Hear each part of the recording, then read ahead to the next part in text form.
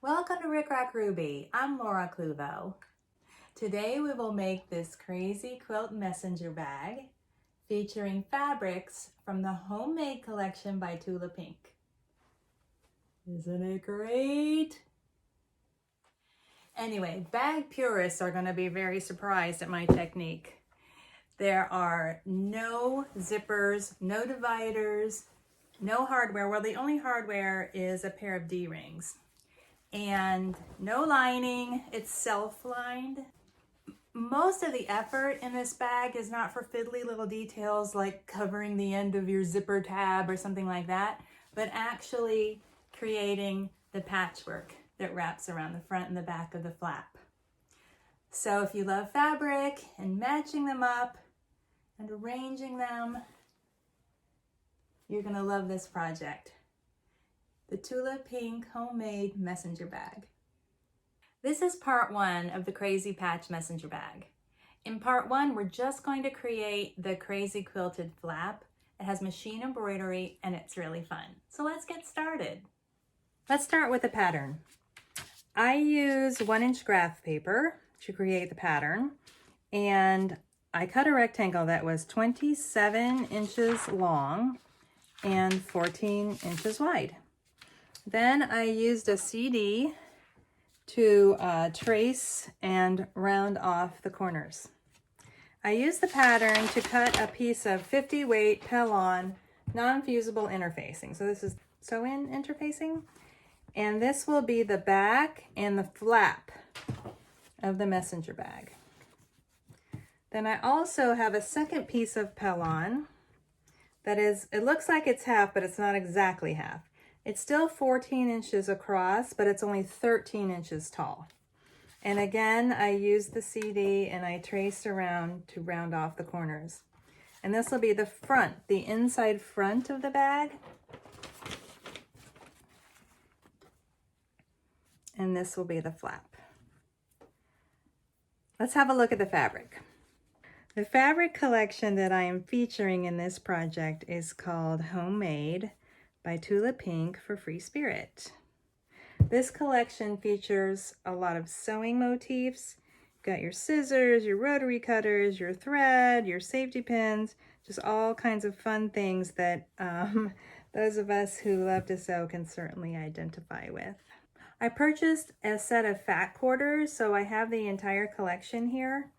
And I would consider this to be the focal piece of the collection. It comes in 3 different colors, but I like the purple, so I'm going to use the purple. And so I got the whole set of fat quarters, but then I also got a yard of the focal print. The front of the bag is foundation pieced, which means that it's kind of like a crazy quilt. And so to establish the center-ish, to establish the start, let's put it that way, I'm going to take my ruler and line it up against the angles of the sewing machine here. And I'm going to draw a line about 1/2 inch beyond the outer edge all the way around this motif. So I like this, this cord that's coming out. I want to make sure that I get that. So I'm going to go ahead and line this up 1/2 inch above the cord. And I'm also going to make sure that I have a straight line that's parallel to the top of the machine. If you like, you could angle all the way up and include this whole branch, but I think this is going to be good enough for me. So I'm going to sort of overshoot this line because we need a lot of angles. I want to make sure everything connects. Then I think I'm going to go here. I want to get at least 5 angles, and I know that I can get 7 easily. So let me just sort of outline this and cut it out. I've drawn a couple of guidelines on my foundation. There's one that is 2.5 inches up from the bottom, and then there's one that's 9.5 inches. Here's the way that I've cut my focal piece, and I'm going to set it there. It's about 1/4 inch above this line, and this tip is about 1/4 inch below this line. And that is just about where I want it. I'm not going to put it in the dead center of the flap. I prefer it a little bit off center. I just think that's going to look better. Now this is foundation piecing. So that means I'm going to line up my first fabric. And by the way, this first fabric is, in the end, won't really show very much, but I really like this one. So I'm going to use this one right here. So I'll find a straight side of this. I've already enjoyed this fabric so much and made a few projects out of it already. So right sides together. I'm going to line this up, stitch across with a 1/4 inch seam allowance, flip, press, and then I'm going to do a machine embroidery stitch across that seam. It's fun. There's my first seam. I'll fold it back and press it. But before I do my machine embroidery, I just want to show you that my next seam will be right here. And so I can trim this. So I'm just going to draw a line right here in line with the next seam. Cut right on the line because I don't need to have this thing in the way. Now I'll do some machine embroidery along here, and then my next piece will be right along here. As long as I cover this, this pencil line, this 2.5 inch line, then I'm doing a good job. So I just want to make sure that I come over the line. This piece and this piece, these two, won't show very much when we're finished. There's my first patch, and here's my second seam. It's a little bit longer. I'm going to stitch along here, fold it over, press, and then do the trimming and the machine embroidery. Here's my second patch. It looks pretty big compared to this one, and it is, and I could add a second piece in here, or a third piece, I guess. But I think it's going to be okay because we have a seam allowance in there, and I think it's going to be okay to leave it the way it is. So I'll do a machine embroidery, and I'm using purple thread, and then my next patch is going to be right up here. Now I'm a little bit concerned about my next patch because it's going to be so small. So I'm going to draw a new line, something like this, so that I'll get a little bit more of the next fabric showing. I'm going to use this one. It's a nice contrast. I will sew, flip, setting it right here, sew, flip, press, and embroider. Now I have these first few patches on this side completed, and I'm going to start working over to this side now. I'm going to use a white, one of these, for the next patch. I think I'll use this one. And then I'll continue working around my center patch. But remember, I have this line right here because I want to finish that with a straight edge all the way across. And likewise, right here, I'm going to do a 2.5 inch strip at the bottom to create a little border for the bottom of the flap. There's my white fabric, and now I'm going to follow this edge right here and draw a line. I'll cut that right on the line, and then I'll do the machine embroidery on that seam. My next fabric, I'm aligning along here. I'll sew, flip, press, and embroider. I think this one will be next. I'm not quite ready to finish off this angle because there's too much space there. I'm going to put another wedge or two before I go this way. But I just wanted to tell you that this particular print is really fun because you can do it vertically or horizontally, and it'll have a whole different look. I think I'm going to lay this one this way. Okay, I think I'll make this one go all the way up to here and all the way down. Because this patch is long, I made it thinner so that it won't take up too much visual space. And I think this fabric will be next. Oops, that's upside down. So I'll have to work from this side. I'm gonna cut a straight edge and add this side, or maybe the top, maybe this way. That'll be good. I'll continue to add wedges to fill in this space over here. And then I think I am gonna add another piece right here. I feel like this piece is too big. This section I call the band, and the band is complete. So now it's time to add the border, which will be right here. The first thing I want to do is to redraw that line at 2.5.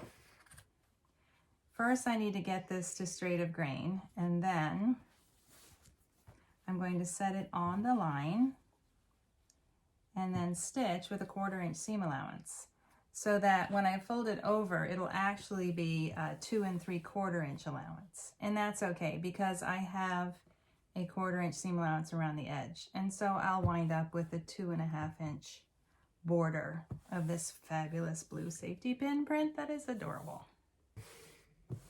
Here's what my border looks like. And then I finished it off with a nice heavy embroidery stitch. I like to alternate little curly stitches with more geometric stitches. When I flip it over on the back, it's really obvious where all that stitching is. And I also have redrawn this line for my next strip, which is going to be all the way across.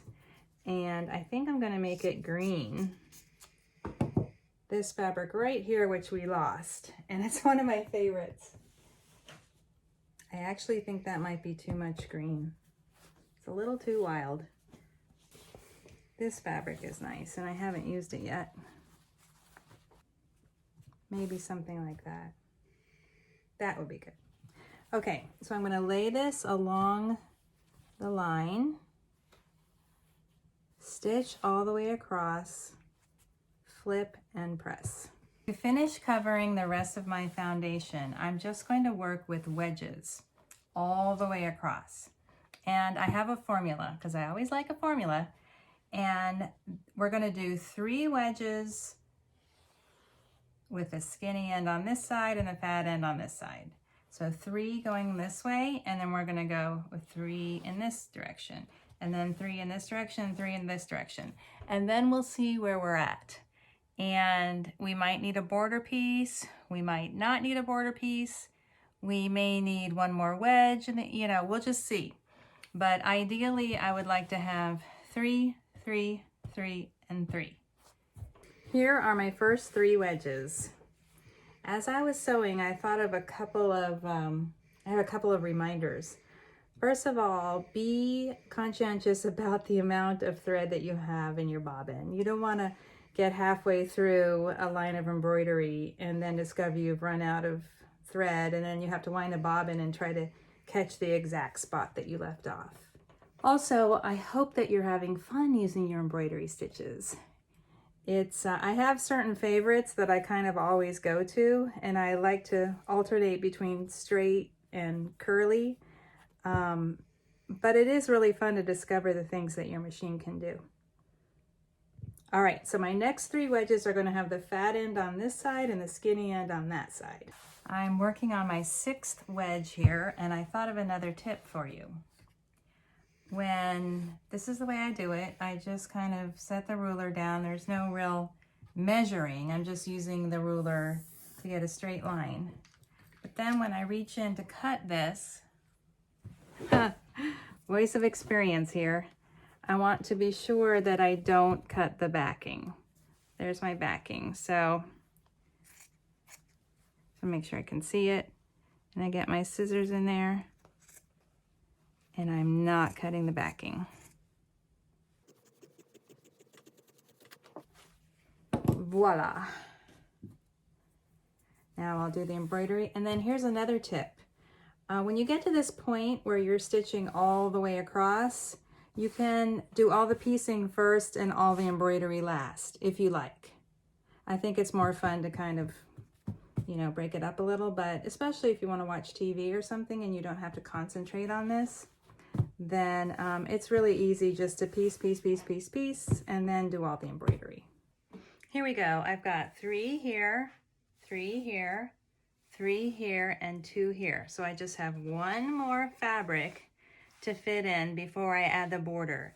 And I would say that this wound up being pretty perfect, because once I get this last wedge, which I've chosen this fabric, I think I can just, you know, redraw my line and add my last fabric right there to be the border on the back of the bag.